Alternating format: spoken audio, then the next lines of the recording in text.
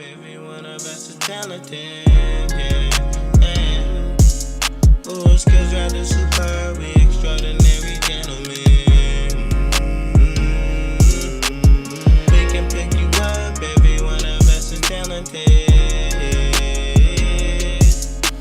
Skills rather superb, we extraordinary gentlemen.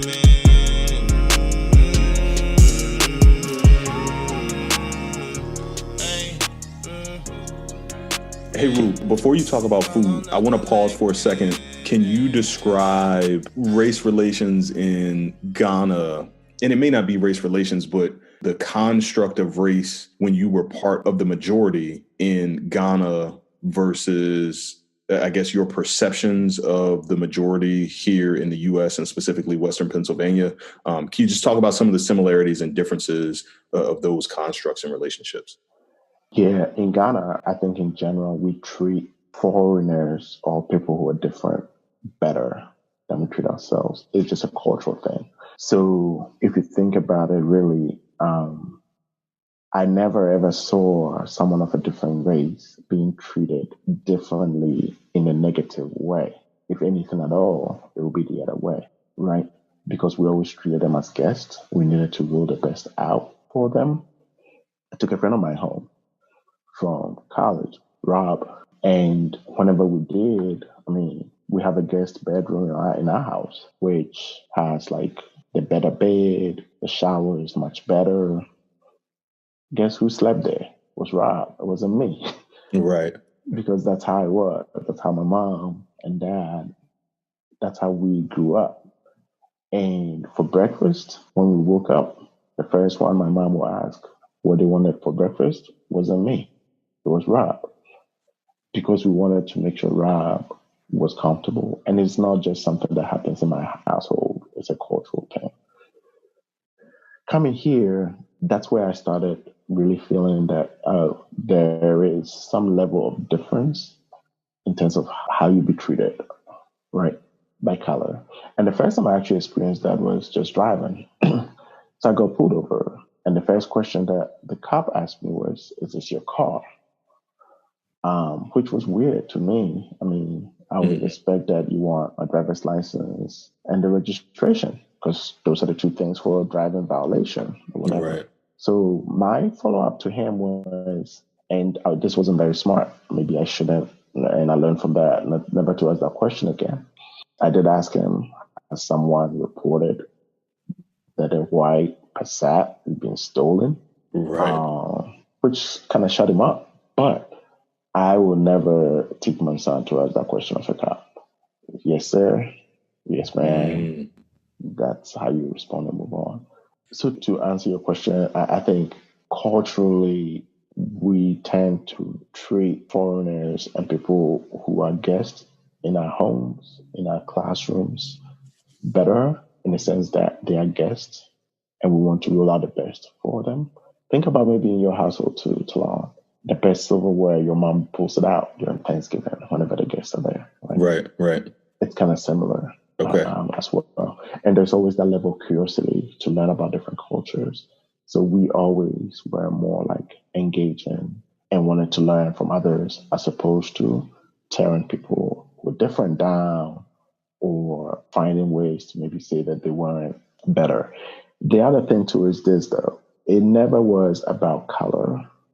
It was just about people who were just different or foreign, right?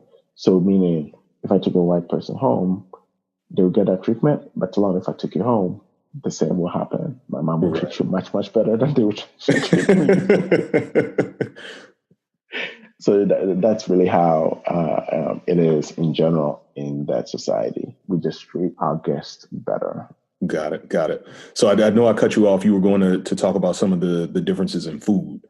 Yeah. That was probably the toughest one because, man, Western Pennsylvania, there's not much in terms of good food, right? Like I'm coming from a place where spices galore, talking about a lot of herbs, talking about like chicken from you go to the backyard and then it's like fresh chicken.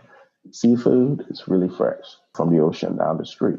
Mm-hmm. And when I came here in college, The dining hall had a lot of variety, but God, I still struggled.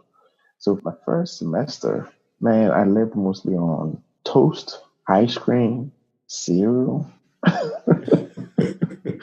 It was pretty pathetic. But then, of course, like anything else, like I've just said, you adjust, you learn, Mm-hmm. and you move on. Yeah. Yeah, that's not too dissimilar from I think many college first years, freshmen's experience. I think it's a matter of preference on some of the bare essentials, but the toast, anything you can find. I've actually perfected how to make ramen noodles in the That's microwave. right. You know, you got to do what you got to do to You survive. got to do what you got to do. That's right. That's right. Yeah. So where'd you go to school? You mentioned Western Pennsylvania, and I'm excited to talk about this. But where'd you go to school? And then you mentioned some graduate school as well. Duquesne. So you and I have that in common, Duquesne Yes, sir. University. And I really liked it. But before Duquesne, actually, I went for undergrad. I went to a smaller school, Clarion University in Western Pennsylvania. And then I came to Duquesne for graduate and then law. Duquesne was good though. I really liked it. And it's because of what the school stands on. It's a Catholic university, for those of you who don't know about it.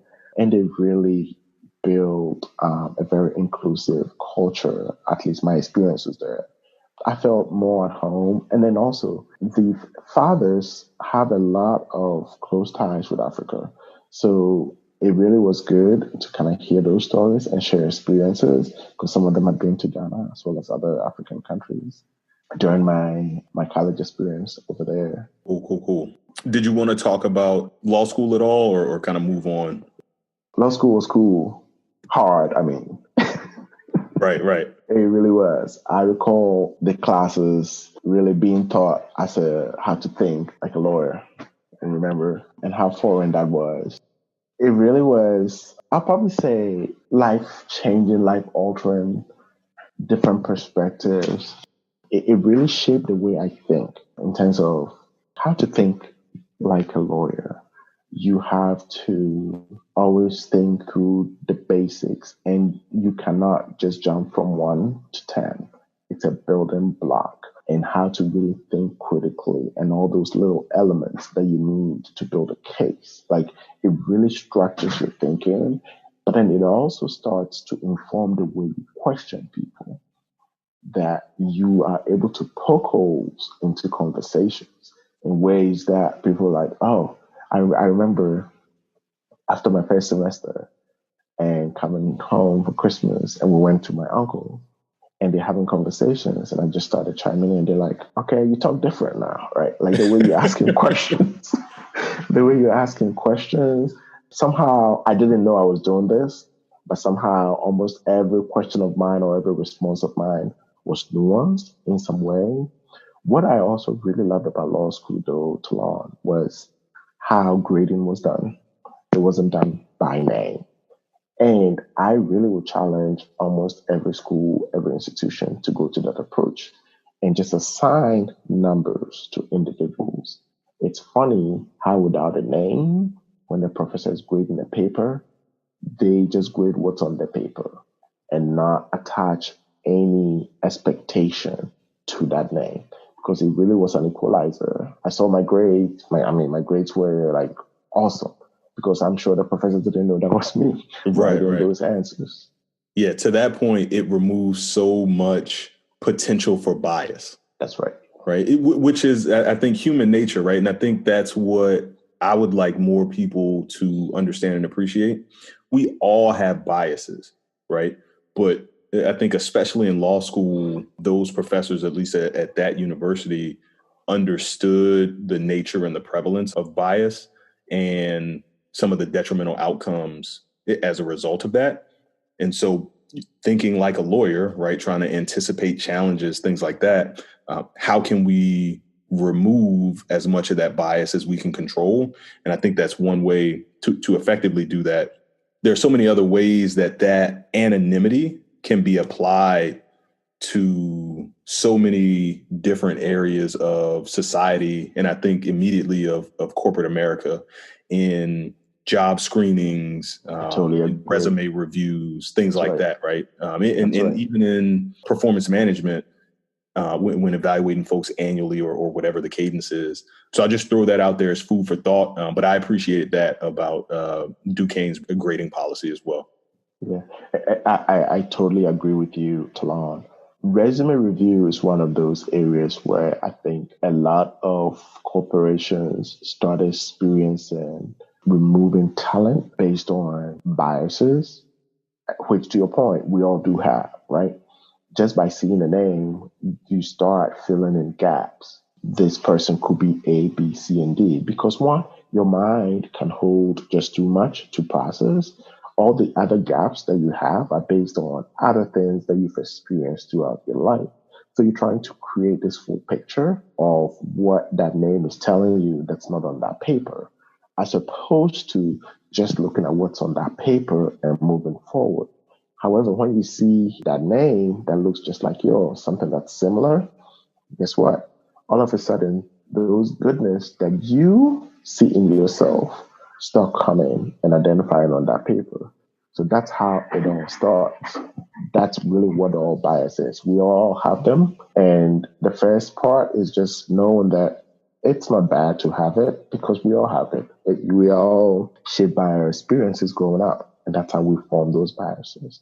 Acknowledging them, learning, and intentionally working against or to remove them or to make sure they don't impact decisions that you're making negatively is the way to move forward. Yep, totally agree. Totally agree. Some direction or some top-notch fellas, let me call up the collective, yeah. Hey, yeah.